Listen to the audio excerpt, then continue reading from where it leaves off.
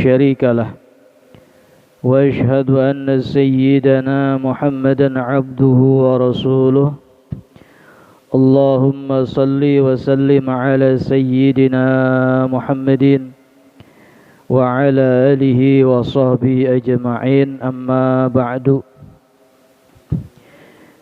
فيا أيها الهادرون أوصيكم ونفسي بتقوى الله فقد فاز المتقون.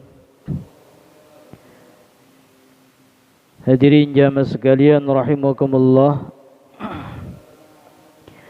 segala puji hanyalah milik Allah Subhanahu wa ta'ala, dan karenanya lah pula kita semua patut senantiasa bersyukur kepada Allah atas berbagai karunia nikmat dari Allah Subhanahu wa ta'ala. Salawat beserta salam semoga Allah tetap limpah curahkan atas junjungan alam kita, yakni Habibana wa Nabiyyana Muhammad sallallahu alaihi wasallam, juga atas keluarganya, para sahabatnya, para tabi'in, atba'ut tabi'in, serta umatnya, termasuk kita semua yang senantiasa berharap merupakan bagian daripada umatnya baginda Nabi Muhammad sallallahu alaihi wasallam, yang juga kelak berharap akan syafaatul uzma di yaumil jaza. Amin ya Allah ya rabbal alamin. Hadirin jamaah sekalian rahimakumullah, seperti biasa di malam Senin dalam sepekan sekali ba'da salat maghrib, kita sejenak belajar atau meniati di dalam hati kita semuanya untuk bertalabul ilmi. Dan daripada setiap niat kita tentunya diniatkan karena Allah di dalam bertalabul ilmi. Nawaitu talabul ilmi fardu lillahi ta'ala. Niat bertalabul ilmi karena Allah, fardu karena Allah ta'ala. Dan di dalam setiap niat kita tentunya baik di dalam berbagai majlis kebaikan termasuk majlis ilmu, daripada kita semua tentunya memiliki keharapan atau memiliki keinginan, daripada setiap harapan dan keinginan kita hanya bergantung kepada Allah Subhanahu wa ta'ala. Dan di antara harapan ataupun keinginan kita semuanya daripada belajar akan ilmunya Allah, kita berharap semoga daripada belajarnya ini Allah karuniakan tambah-tambah ilmu atas kita semuanya. Kemudian juga kita berharap semoga Allah karuniakan kepahaman di dalam apa yang telah dipelajarinya. Dan kemudian juga Allah karuniakan atas apa yang telah dipelajari dan yang dipahami kemudian bisa mengamalkan daripada ilmu yang telah dipelajari dan dipahaminya. Amin ya Allah ya rabbal alamin. Dan kemudian juga berbagai harapan ataupun keinginan kita semua yang senantiasa berharap hanya kepada Allah Subhanahu wa ta'ala, daripada apa yang kita inginkan, apa yang kita harapkan, terutama daripada keselamatan, selamatnya iman Islam kita semuanya, daripada kebahagiaan dunia hingga akhiratnya, sehingga kemudian Allah hasilkan daripada setiap maksud kita semua, Allah jadikan atau Allah sampaikan atas tujuan kebahagiaan keselamatan dunia hingga akhiratnya. Dan insyaAllah kita yang senantiasa berharap hanya kepada Allah Subhanahu wa ta'ala, dan daripada setiap harapan kita semuanya ada dalam qabulnya Allah Subhanahu wa ta'ala. Amin ya Allah ya rabbal alamin. Wa ala kulli niyatin salihah wa ila hadratin nabil mustafa rasulillah sallallahu alaihi wasallam wa ala alihi wa ashabihi wa azwajihi wa dhurriyyatihi wa ahli baitil kiram wa ila hadrati jami'il ulama wal awliya wa syuhada'i was salihin ونخصوصا لحضرة الإمام محمد النووي بن عمر الجوي ونخصوصا لحضرة الإمام شهاب الدين أحمد بن جعفر العسقلاني وجميع الأولياء الله في الجو وجميع الأولياء إلا في هذه القرية أصولهم وفروعهم عن السلسلة بركتهم والحضرة إلى أرواح جميع المؤمنين والمؤمنات والمسلمين والمسلمات كافة ونخصوصا جميع أهله يا الله أجمعين اللهم اغفر لهم وارحمهم وعافهم واعف عنهم شيء لله لهم الفاتحة أعوذ بالله من الشيطان الرجيم بسم الله الرحمن الرحيم الحمد لله رب العالمين الرحمن الرحيم مالك يوم الدين إياك نعبد وإياك نستعين اهدنا الصراط المستقيم صراط الذين أنعمت عليهم غير المغضوب عليهم ولا الضالين ربنا اغفر لنا ولوالدينا آمين. Hadirin jamaah sekalian rahimakumullah, masih dalam kajian kitab Nasaihul Ibad, di mana yang kemarin kita telah menyelesaikan bahasan makalah yang ke-9. Makalah yang ke-9 daripada bab yang ke-4 kitab Nasaihul Ibad. Mudah-mudahan daripada apa yang sudah kita pelajari kemudian kita pahami, kemudian Allah karuniakan kemampuan untuk kita bisa mengamalkan. Dan insyaallah pada saat ini kita lanjutkan kajiannya pada makalah yang selanjutnya. Bismillahirrahmanirrahim. Qala al-muallif wa nafa'ana wa bi'ulumihi wa fid dharain amin ya Allah ya rabbal alamin. Wal maqalatil 'asirah. Dan adapun ini makalah yang ke-10 an Ali radhiyallahu anhu wa karama wajhuhu, daripada Sayyidina Ali radhiyallahu wa karamah wajhuhu. Semoga Allah meridhai atas Sayyidina Ali dan Allah memuliakan atas wajahnya daripada Sayyidina Ali. Annahu, sesungguhnya Sayyidina Ali radhiyallahu wa karamah wajhuhu qala, telah berkata, man istaqa ilal jannati, siapa mereka yang merindukan akan surganya Allah, yaitu sari'u ilal khairati, tentunya dia bersegera untuk melakukan amalan-amalan kebaikan. Yang dimaksud adalah ay asra'u az-zahabi ilaiha, yakni bersegera pergi untuk melakukan amalan-amalan kebaikan. Ini orang yang disebut kata Sayyidina Ali yang cinta akan surganya Allah. Jadi kalau orang cinta akan surganya Allah, rindu akan surganya Allah, tentunya dia akan bersegera untuk melakukan amalan-amalan kebaikan.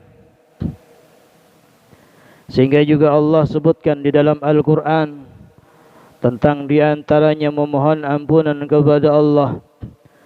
Wa syari'u ila maghfiratin min rabbikum, dan hendaklah kalian bersegera memohon ampunan kepada Allah subhanahu wa ta'ala sebagai Tuhan kalian daripada setiap amalan-amalan kesalahan yang telah dilakukan.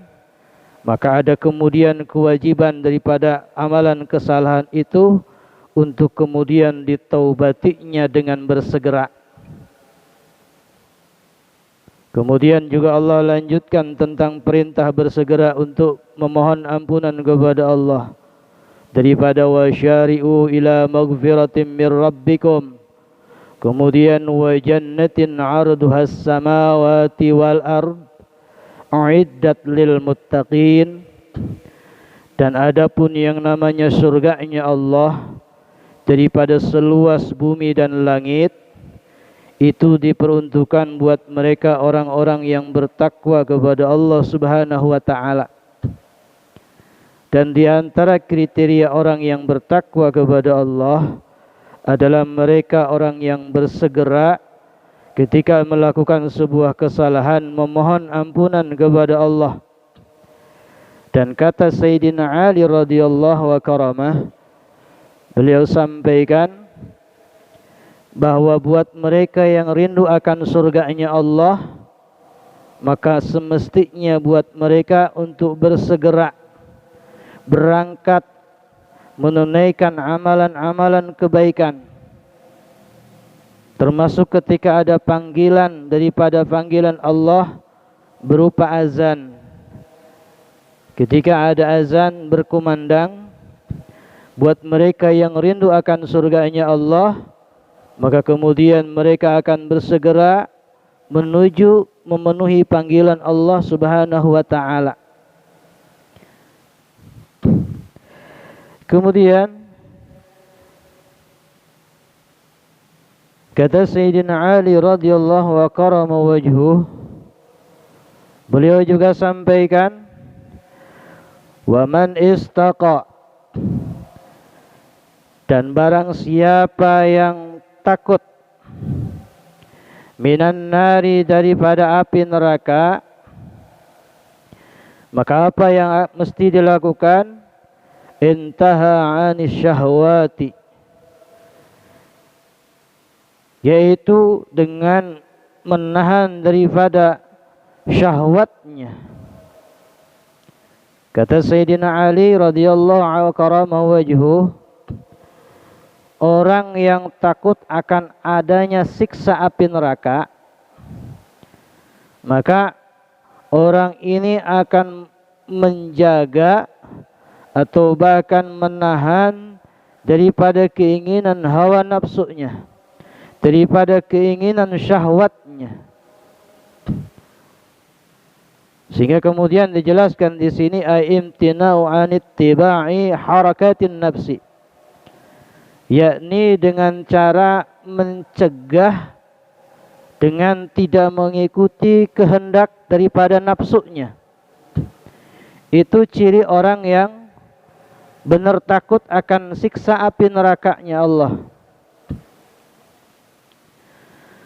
Kemudian yang ketiga, wa man tayaqana bil mauti, dan barang siapa yang yakin akan adanya kematian,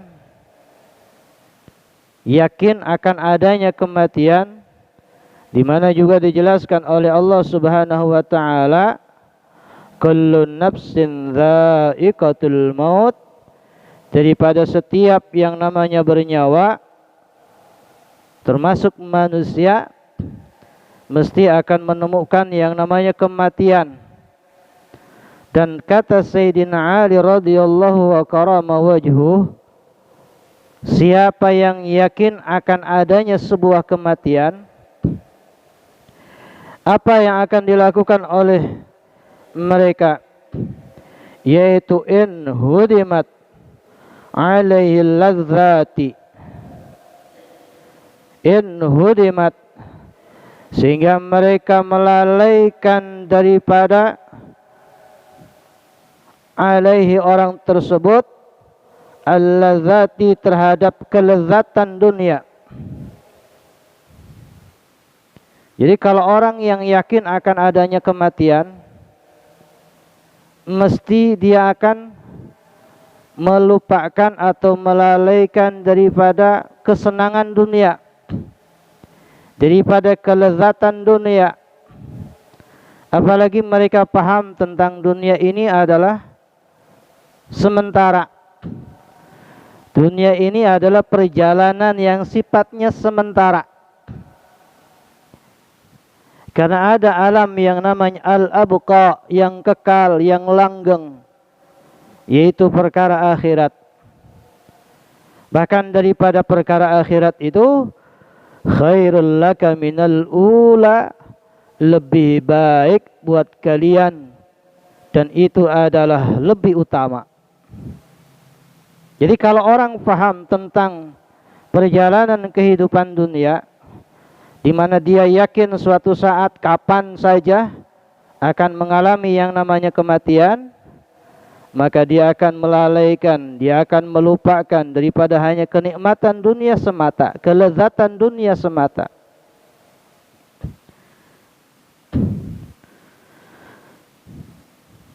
Kemudian yang keempat, kata Sayyidina Ali karamahu wajhuhu, wa man arafa dunya, dan barang siapa yang mengetahui daripada tipu daya dunia.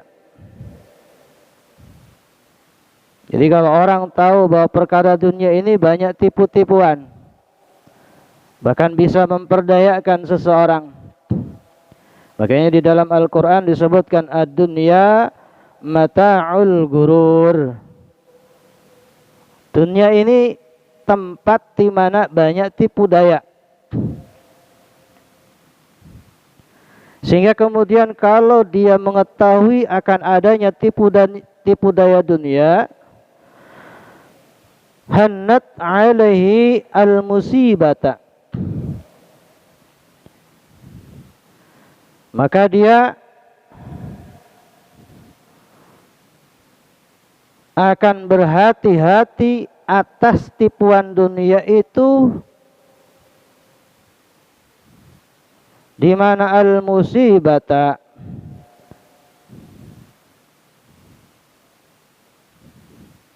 sehingga waspada terhadap adanya tipu daya dunia. Sehingga kemudian buat mereka yang tahu tentang tipu daya dunia, di mana dalam kaidah ulama tasawuf mengatakan ad-dunya haun, al-haun hawaun. Ad-dunya itu bisa jadi hina, al-haun hawaun. Yang namanya perkara yang hina bisa menghinakan. Ini ulama tasawuf yang mereka senantiasa tazkiyatun nufus, senantiasa membersihkan dirinya daripada kecintaan terhadap dunia. Ya. Sehingga kemudian dunia ini tidak dijadikan perkara tujuan akhir. Justru dunia dijadikan penghantar. Sehingga kemudian dunia disebut sebagai majra'atul akhirah, tempat bertanam kebaikan untuk perkara akhirat. Ya, bertanam amalan-amalan kebaikan untuk perkara akhirat. Nah, ini orang yang keempat, kata Sayyidina Ali. Jadi kalau tahu tentang adanya tipu daya dunia, mesti dia akan berhati-hati daripada perkara tipuan itu dan dia akan waspada.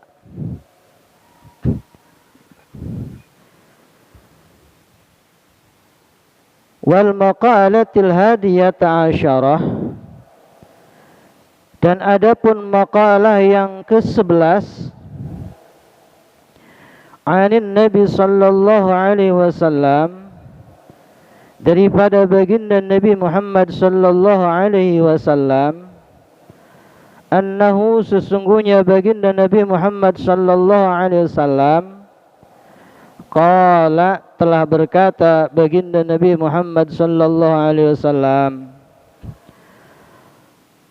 as-salatu imaduddin.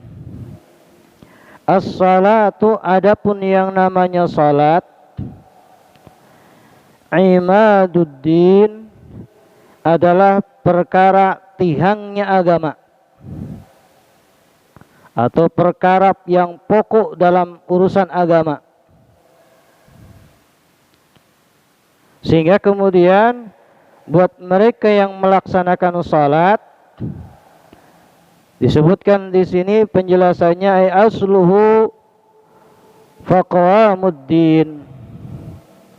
Yang dimaksud daripada dengan menegakkan salat, ya, asluhu asalnya daripada salat itu sendiri yang disebutkan sebagai imaduddin adalah faqawamuddin, maka dia menegakkan agamanya Allah Subhanahu wa ta'ala.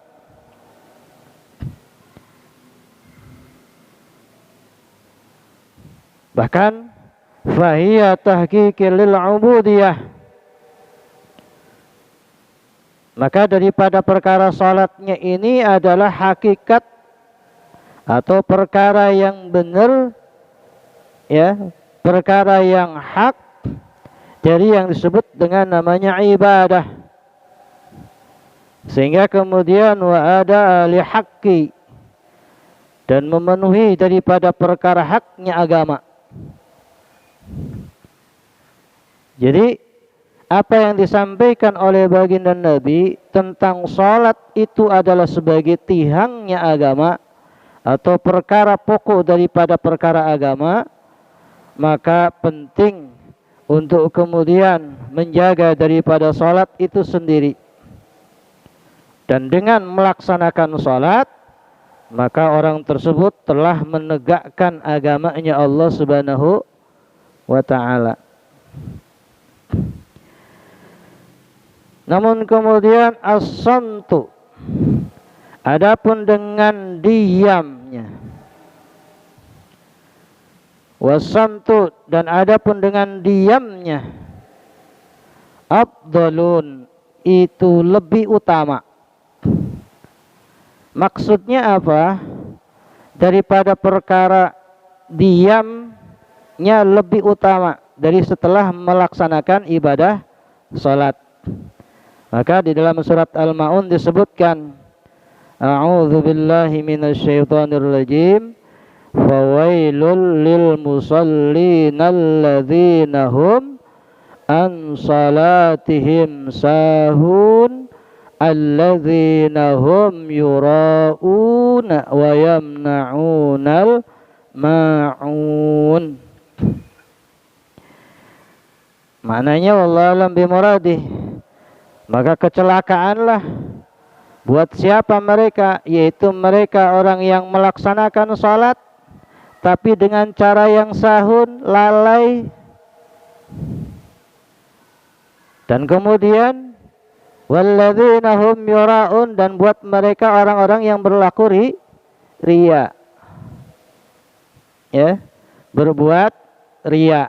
Yang dimaksud berbuat riya, memperlihatkan amalannya. Ya, ada riya, ada sum'ah. Kalau riya memperlihatkan amalan kebaikan tersebut, kalau yang namanya sum'ah menceritakan amalan. Nah, makanya ketika seseorang telah menunaikan amalan kebaikan, ada yang lebih utama daripada sekedar menunaikan amalan kebaikan tersebut, yaitu as-sumtu, dengan diamnya, tanpa kemudian dia bercerita atau juga memperlihatkan daripada amalan ibadahnya tersebut. Termasuk yang pertama dalam perkara salat, ya. Ada yang lebih utama dari sekedar melaksanakan salat adalah dengan diam menjaga amalan itu daripada perkara riya ataupun sum'ahnya, dan itu adalah lebih utama. Sehingga qala sallallahu alaihi wasallam, telah bersabda baginda Nabi Muhammad sallallahu alaihi wasallam, as-samtu arfa'ul ibadah. Adapun dengan yang namanya diam, itu arfa'ul ibadah, ibadah yang paling utama, yang paling tinggi. Ya, artinya dengan tidak berbuat sum'ah, dengan tidak berbuat riya, maka ibadahnya itu memiliki ibadah pada predikat yang tinggi. Nah, maka penting jaga daripada perkara ibadah itu sendiri, termasuk daripada amalan sholatnya.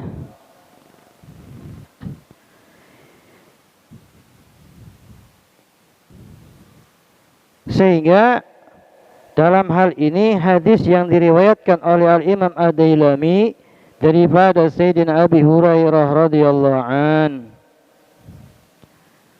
apa yang disampaikan yang diriwayatkan oleh Al-Imam Ad-Dailami daripada Sayyidina Abi Hurairah radhiyallahu an daripada baginda Nabi Muhammad sallallahu alaihi wasallam, ay as-sukuti ama la yanfa'u fid dini wa dunya.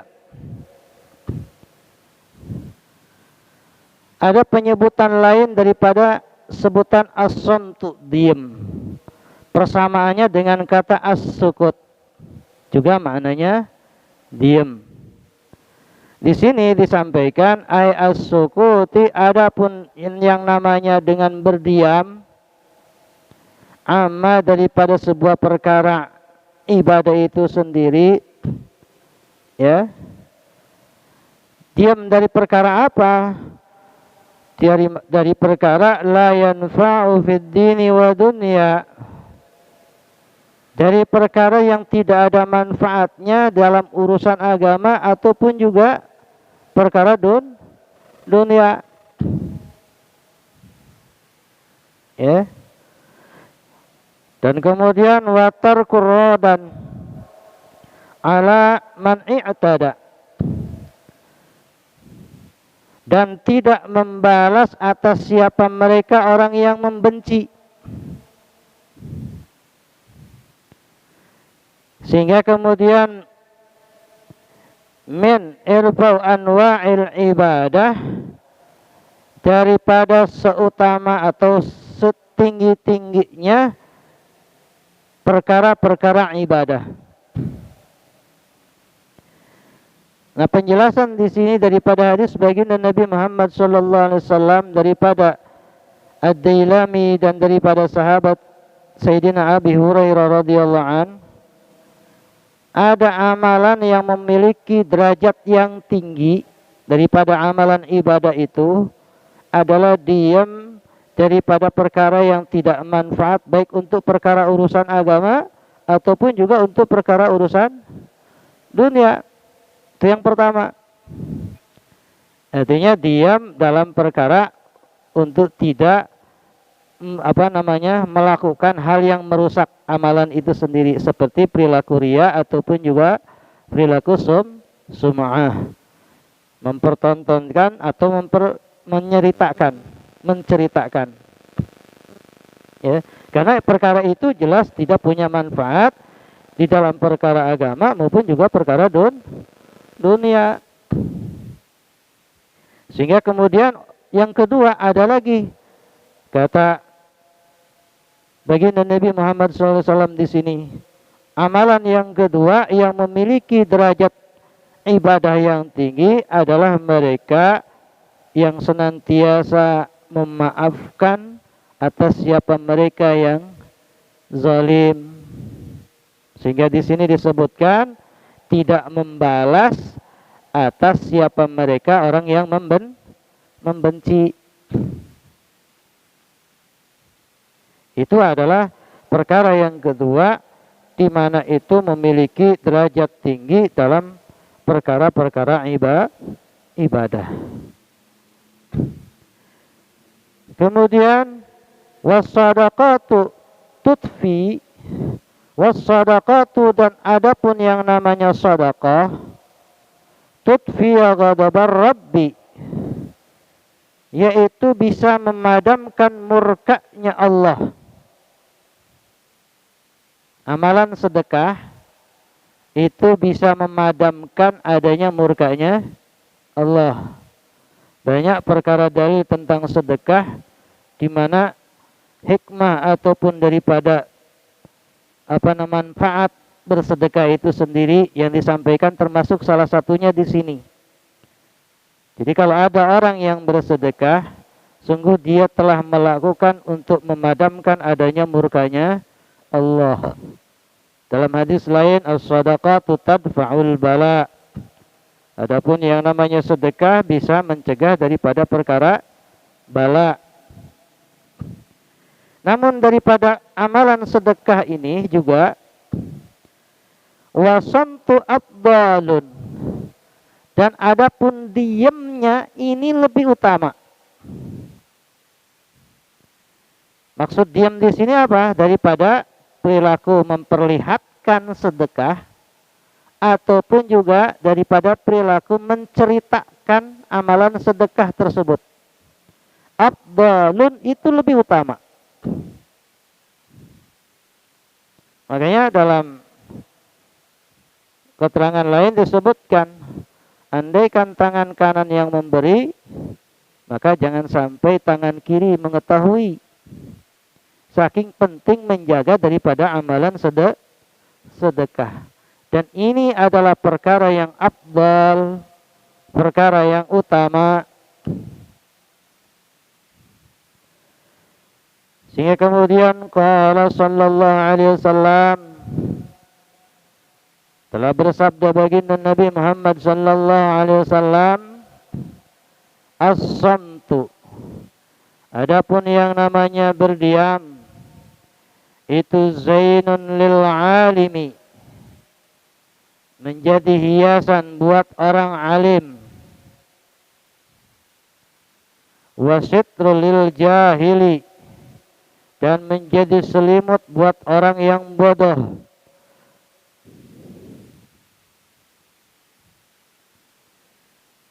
Sabda baginda Nabi Muhammad SAW menjelaskan tentang keutamaan berdiam.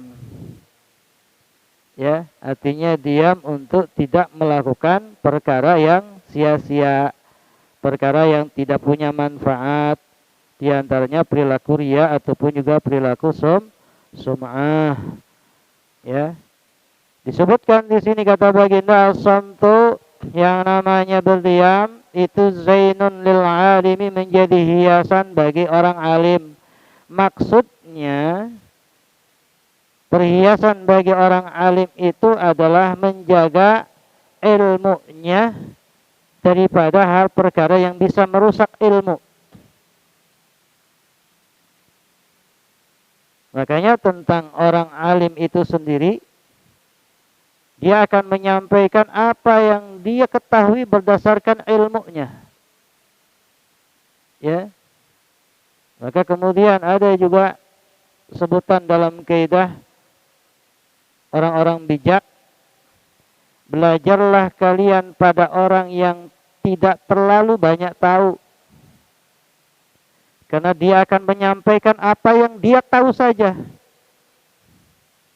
Dan janganlah belajar pada orang yang banyak tahu, karena akan memunculkan keraguan. Sesungguhnya apa ya? Kalau kita belajar sama orang yang tidak terlalu banyak tahu, nanti dari orang itu hanya bisa menyampaikan perkara yang dia tahu saja. Kemurniannya yang sebenarnya dia tahu saja. Nah, orang alim, orang yang berilmu, menjaga daripada kemurnian ilmunya dengan perilaku as-sumtu, berdiam, berbicara atau menyampaikan ilmu tidak kemana-mana, sehingga akan melahirkan keraguan kemurnian daripada apa yang dia ketahui. Makanya kemudian tentang siapa mereka orang yang berilmu, ada bidang, ada bagiannya. Ada ahli fikih, dia hanya tahu tentang ilmu fikih, bukan berarti yang lain juga tidak diketahui, tapi dia lebih punya kecenderungan, punya kemampuan yang lebih dalam sisi ilmu fikih. Dia akan sampaikan perkara fikih saja. Ada orang yang ngerti tentang ilmu tauhid, maka dia akan bercerita kemurnian apa yang dia ketahui tentang ilmu tauhid saja. Walau memang mungkin dari perkara ilmu lain dia tahu tapi tidak terlalu banyak tahu. Ya. Seperti ulama madhab yang 4 itu terkenal dalam ilmu fikihnya, Imam Abi Hanifah, Imam Malik bin Anas, Imam Ahmad bin Hanbal, Imam Syafi'i radhiyallahu an. Dia mereka semuanya menjadi rujukan mazhab dalam perkara fikih. Dan memang dia punya kemampuan lebih dalam perkara ilmu fikih. Tapi bukan berarti dia tidak tahu ilmu hadis, tidak tahu ilmu tafsir, tidak tahu ilmu tauhid. Tapi dia punya spesialisasi bidang yang dia ketahui tentang perkara ilmu fikih. Bayangkan kalau kita saat ini belajar sama mereka yang ini tahu, yang ini tahu, yang ini tahu. Lantas sesungguhnya yang kemurnian dia lebih punya pengetahuan tentang apa? Akan ada keraguan. Nah, yang dimaksud as-santu zainul alimi, diamnya itu menjadi hiasan bagi orang alim, mesti adalah buat mereka akan menyampaikan ilmu yang hanya dia ketahui saja. Ya. Dan di antara kebanyakan orang ketika sudah bercerita tentang sebuah perkara, ya, padahal dia bukan pada bidang tertentu, dia akan bercerita ke sana kemari, ngalor ngidul. Akhirnya ditanya sesungguhnya apa yang diketahui oleh kamu? Tertimbullah keraguan. Kemudian yang namanya berdiam menjadi selimutnya buat orang yang bodoh. Karena sebab yang namanya orang bodoh ketika dia banyak menceritakan daripada amalannya atau memperlihatkan daripada amalannya, sudah ilmunya kurang, ya. Kemudian malah dia bercerita seolah bangga, atau juga dia bercerita tentang perkara amalan itu, ya, yang pada akhirnya bisa menjadi apa? Hal yang diperolok-olokan oleh orang lain. Contoh seringkali kita dengar kekarak puasa, sapoe udah kelihatan, ya dia bercerita saya puasa, gitu kan? Ini. Padahal dia kurang dalam sisi ilmu umpama. Maka penting menjaga dengan diamnya. Dan itu bisa menjadi apa? Selimut untuknya. Ya, penutup daripada kelemahan ilmunya, kelemahan pengetahuannya. Maka cukup perkara yang bisa diambil benang merah dari setiap amalan, kita niatkan selalu lillahi ta'ala, karena Allah ta'ala, tanpa kemudian pengen diperlihatkan atau diceritakan pada siapapun. Sebab itu perkara yang membuat kita bisa jadi celaka.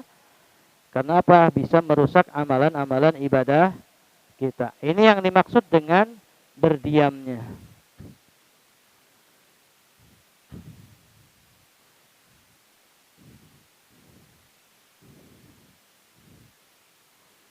Wasaumu junnatun.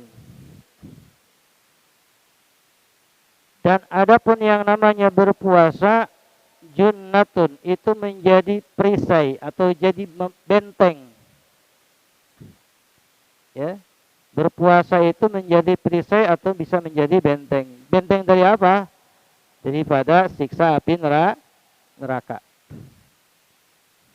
Ya. Yaitu minan nari, daripada siksa neraka. Wasuntu afdalun. Dan adapun diamnya itu lebih utama. Apalagi yang namanya ibadah puasa ini ibadah yang mungkin bisa sangat terjaga kerahasiaannya, hanya dia dan Allah saja yang tahu. Bagaimana mau bercerita tentang puasa pada orang? Bagaimana ingin memperlihatkan puasa pada orang? Apalagi pada saat musim puasa di bulan Ramadan. Orang juga yang lain sama puasa. Betapa rugi kalau kita memperlihatkan seolah-olah puasa dengan pengen dipuji orang. Betapa rugi ketika kita berpuasa kemudian menceritakan amalan puasa kita. Padahal kata baginda Nabi, yang namanya berpuasa bisa menjadikan benteng dia daripada siksa api neraka. Ya. Tetapi ada yang lebih utama daripada perkara ibadah puasa itu sendiri, menjaga kerahasiaan daripada amalan puasa itu sendiri. Ini yang disebut dengan diamnya. Ya. Dan itu lebih utama. Sehingga tentang perkara diam ini, as-samtu sayyidul akhlaqi. Adapun yang qala sallallahu alaihi wasallam, sabda baginda Nabi Muhammad sallallahu alaihi wasallam, as-samtu sayyidul akhlaqi. Adapun yang namanya berdiam, sayyidul akhlaqi, ini adalah rajanya daripada akhlak. Ya. Akhlak itu punya yang namanya keutamaan dengan cara apa? Tidak menceritakan apa daripada amalan-amalan kita, atau memperlihatkan daripada amalan-amalan ibadah kita. Ya. Rawahu ad-Dailami an Anas, yang diriwayatkan dari Imam ad-Dailami daripada Sayyidina Anas radhiyallahu anhu. Sehingga disebutkan di sini ay as-sukuti amma lifawabi bihi sayyidul akhlaqi al-hasanati lis-salamah sahibiha minan niyati wa nahwiha. Yang namanya berdiam, yang namanya menjaga kerahasiaan daripada amalan-amalan ibadah ini adalah perkara yang kemudian bisa mendatangkan pahala atas amalan ibadah tersebut, dan sehingga kemudian disebut sebagai sayyidul akhlak, disebut rajanya akhlak. Dan ini adalah merupakan al-hasanat, amalan yang baik, ya. Bahkan bisa menyelamatkan atas siapa mereka yang melakukan amalan ibadah itu sendiri, karena menjaga kerahasiaannya dengan cara diamnya, ya. Minan niyati wa nahwiha, daripada perkara apa yang sudah diniati atau seumpamanya. Contohnya seumpamanya adalah yang diajamkan, yang diucapkan, ya atau yang dilakukan.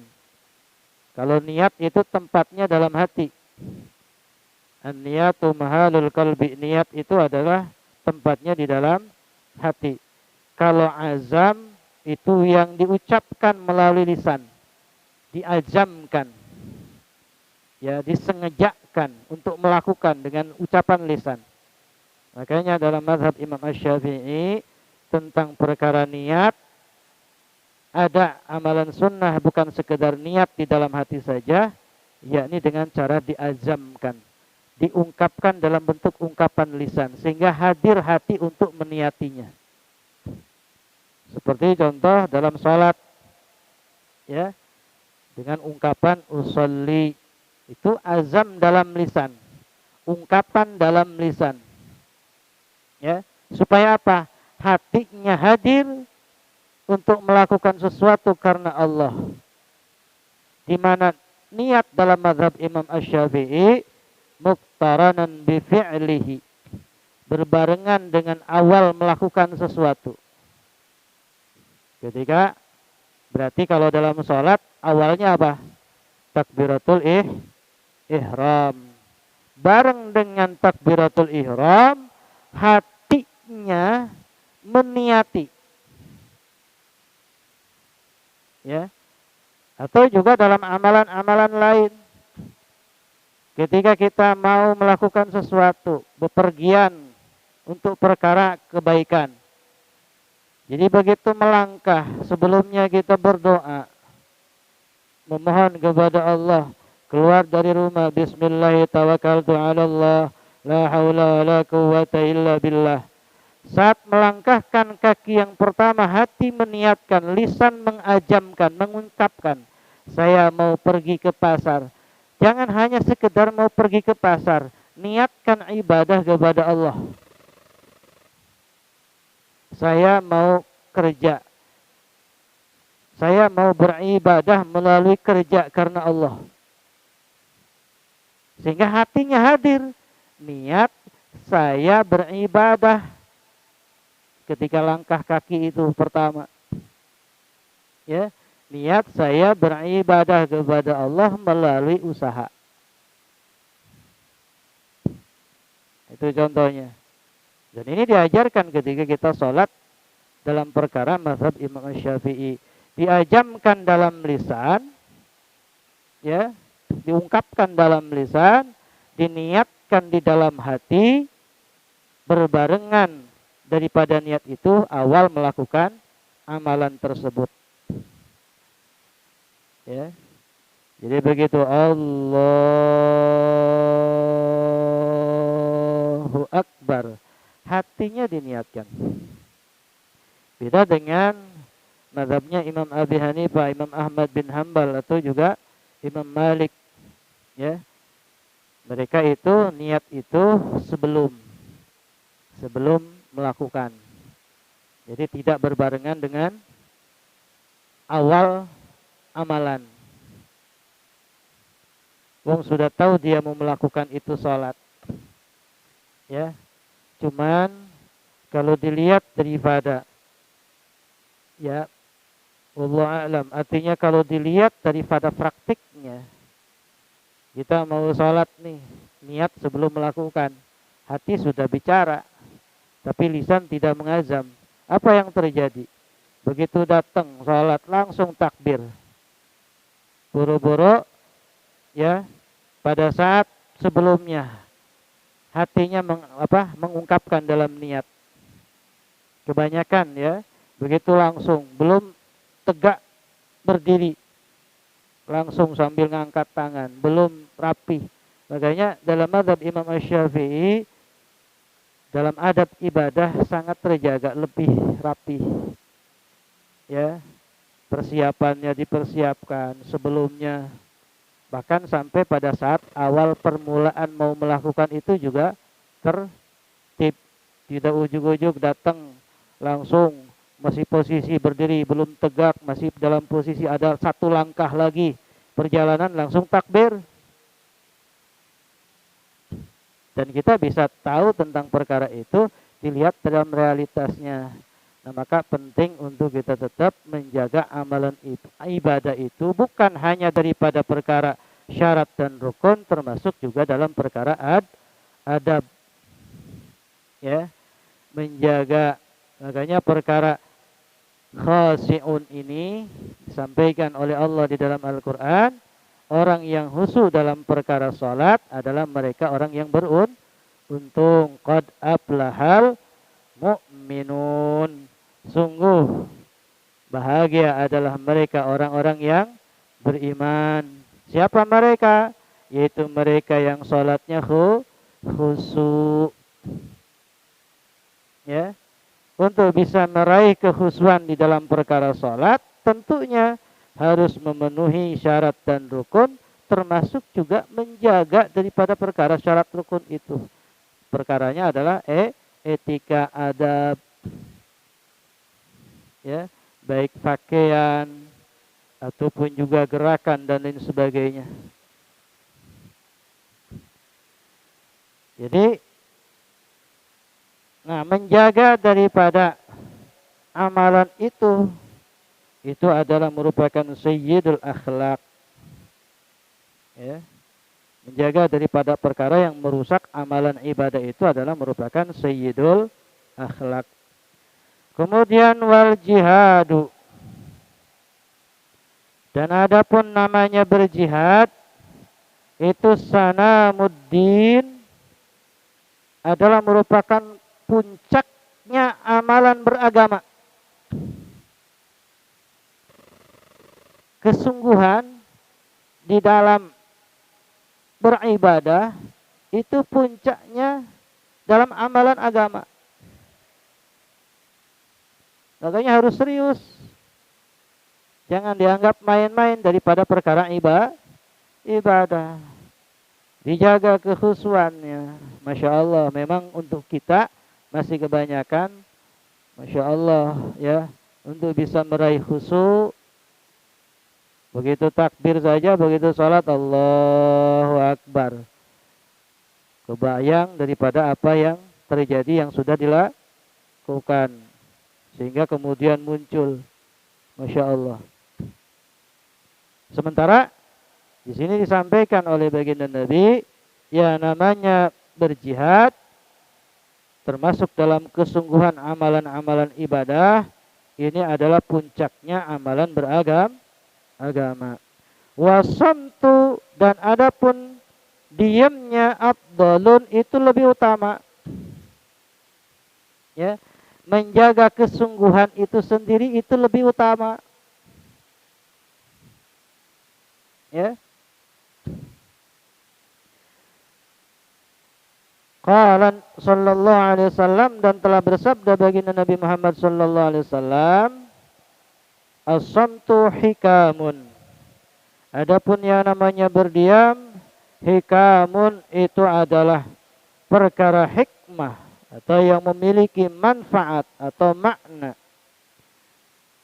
Wa qalilun fa'iluhu, dan sedikit sekali orang yang melakukannya. Insyaallah, ya, menjaga daripada amalan-amalan ibadah kita itu sendiri, daripada perkara yang merusak amalan ibadah kita sendiri, itu penting. Ya, apa yang merusak amalan ibadah? Di antaranya adalah riya atau sum'ah. Ya, pengen dilihat atau menceritakan. Itu. Lain hal kalau perkara kenikmatan. Kalau kenikmatan itu harus diceritakan. Fa amma bi ni'mati rabbika fahaddits.